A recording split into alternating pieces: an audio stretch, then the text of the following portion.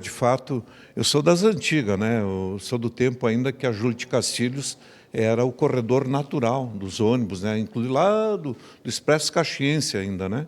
Pegava ônibus ali, eu trabalhava aqui no centro, na Metalúrgica Bellini, e eu ia para o bairro Cruzeiro com os ônibus que transitavam ali. E hoje nós estamos enfrentando um grande problema no trânsito, né? Que é a superlotação da Pinheiro, da Sinimbu, da Bento Gonçalves, né? Então, nós poderíamos ter essa solução que ajudaria muito a destrancar o centro. Eu também coloquei uma outra proposta que eu tenho defendido há muito tempo, desde o final do governo Alceu, que é a proibição da conversão à direita. Tá?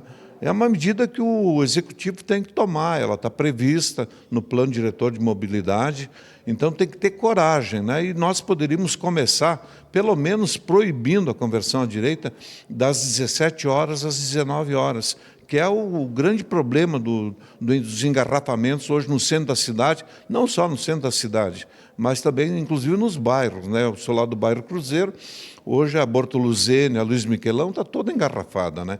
E por quê? Porque, na realidade, tranca tudo no centro, né? E os ônibus não andam.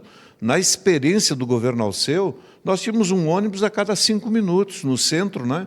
E esses ônibus fluíam normalmente. Hoje não, hoje a pessoa já entra no meio do corredor, né? Ela nem espera pegar logo perto da sinaleira, que é o que determina o Código de Trânsito. Não, ele já entra no meio do corredor para trancar. Então, os ônibus acabam acumulando e ficando um atrás do outro. Então, são medidas que a gente está sugerindo e que a Secretaria de Transporte, a minha sugestão, que pelo menos faça um estudo de aproveitamento da Avenida Júlio de Castilhos. É nesse sentido.